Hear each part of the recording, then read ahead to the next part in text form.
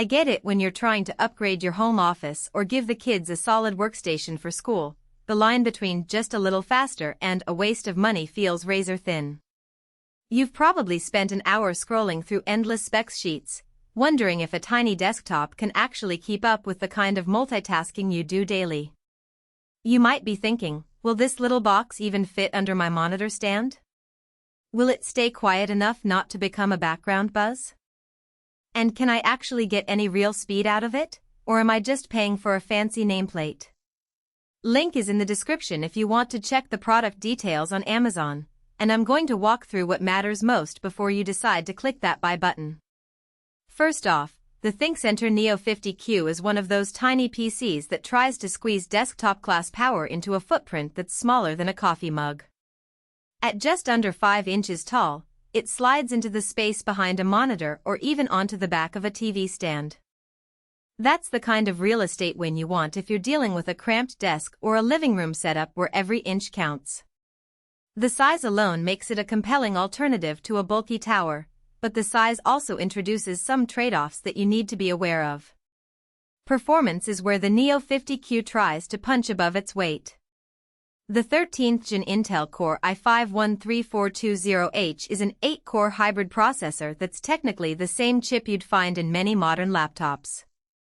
In real-world terms, that means you can have dozens of browser tabs open, run a few Office apps, and even dabble in light Photoshop work without feeling that dreaded lag.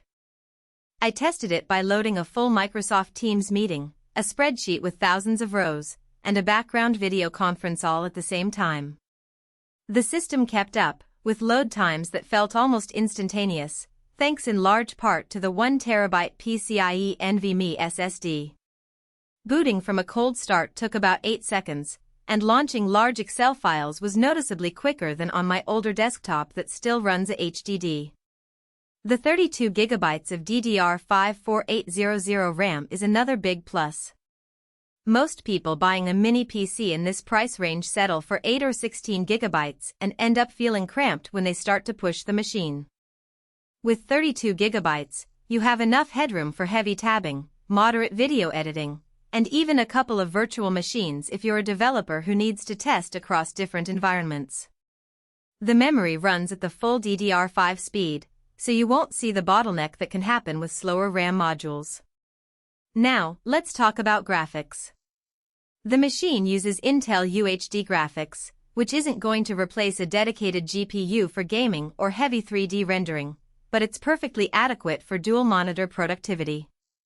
I connected two 27-inch 1440p displays and ran a typical office workflow, a Word document on one screen, a spreadsheet on the other, and the occasional video call in a third window. The graphics driver handled the load without stutter, and the dual display support was plug-and-play thanks to the HDMI and DisplayPort outputs. If you're hoping to run the latest AAA games or do serious color-critical work, you'll need a separate GPU, but for most office and light creative tasks, it does the job. Connectivity is another area where the Neo 50Q shines. It comes with Intel Wi-Fi 6E-AX211, which gives you the newest Wi-Fi standard and noticeably faster, more stable connections compared to older 802.11 AC modules, especially if you have a Wi-Fi 6 router. The wired Ethernet port is still there if you need that rock-solid link for video conferences or large file transfers. Bluetooth 5.2 also means you can connect wireless keyboards, mice, or headphones without hunting for drivers. All of that is wrapped up in a chassis that offers a decent selection of ports, USB-C, a couple of USB-A 3.2 ports, a headphone jack, and the two video outputs mentioned earlier. You won't be fighting for a place to plug in your peripherals, which is a surprisingly common complaint with some ultra-compact PCs. One practical concern with any tiny desktop is cooling and fan noise. The Neo 50Q uses a single intake fan that sits on top of the motherboard. In my testing, the fan was audible but not intrusive. It sounded like a gentle "we're in a quiet room," similar to a high-end laptop under load. When I pushed the CPU to 100% with a stress test, the fan spun up a bit more and became a low-level hum, but it never crossed the threshold of becoming a distraction. Thermal throttling didn't become an issue either. The CPU stayed comfortably within its boost limits, and the SSD never hit temperatures that would cause performance dips.